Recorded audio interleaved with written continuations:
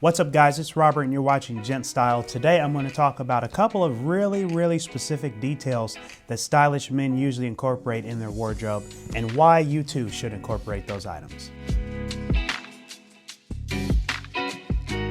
So first, it's going to be pocket squares. Now, I know what you're saying. Okay, I only talk about traditionally wearing, just a white pocket square, but really you can wear different colors. You can wear different types of pocket squares, and they were originally historically were meant to be worn in more formal settings, but now, with casual suiting, stuff that I like, very soft shoulder, very casual jackets, you can wear different types of pocket squares. The key to remember is just to make sure that the pocket square matches some sort of different item that's in your wardrobe. So make sure that if you're wearing a tan jacket, you're wearing like a brown pocket square. If you're wearing blue, you got some blue on your pocket square. Or if you're wearing some red with the blue, you have the red matching and the blue.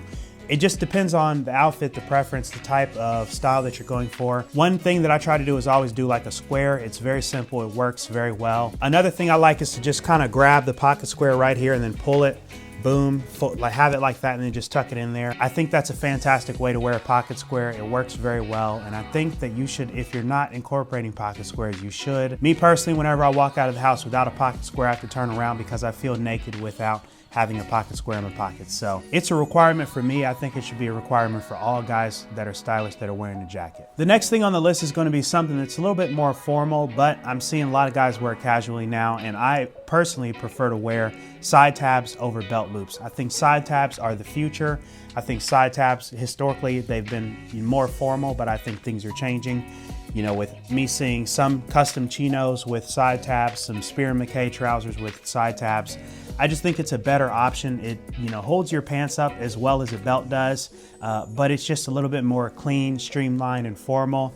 I think if you're wearing a suit, you want to opt for side tabs, especially if you're going a custom or a made-to-measure route. That's going to be the better option. Overall, side tab adjusters, they just have a cleaner aesthetic, a cleaner look to them, a better feel, and I just think they complement the outfit a lot more, especially if you throw them on like with a pleat or something. I think is going to be a great way to style those. So the third thing, it has to do with shoes, and it is to always have a really good polish. These are kind of mirror shined a bit. You can kind of see the reflection, but I think having a shoe with a solid polish is going to be a great detail, and it's something that I know that really stylish men wear.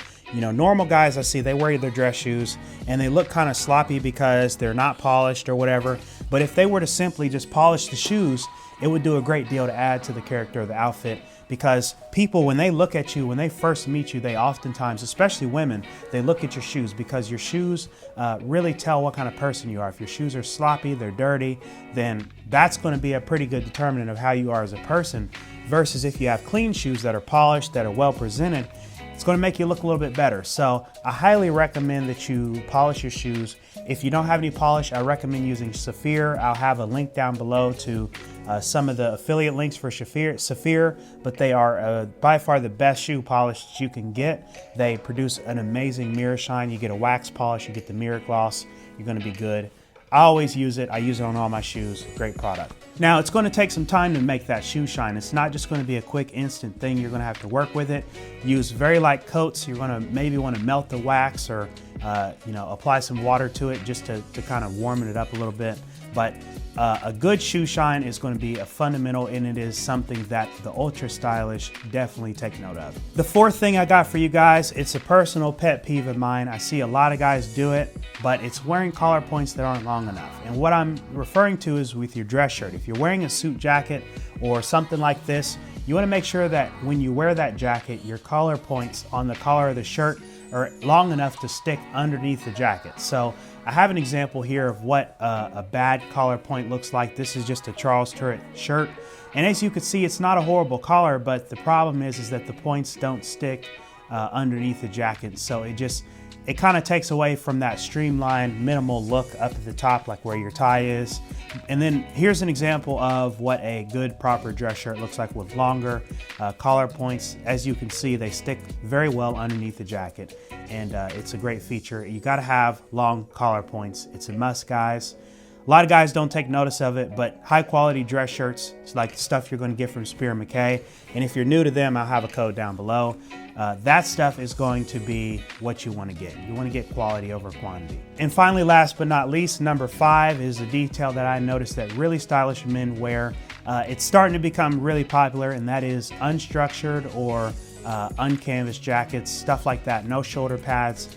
Everything I basically wear, all of my suit supply stuff, some of my Spier Mackay stuff has a very light padded shoulder or no padding at all. I think it's a better look. I think it, if you're someone like me or you have broad shoulders, I think it's going to be better than wearing, overly padded shoulder. And one thing that I hate about, suits with shoulder pads or blazers or sports coat with shoulder pads is if you sit at a table and you go like this, you often have this really big kind of padding sticking out and your shoulder's like low and your padding is up here.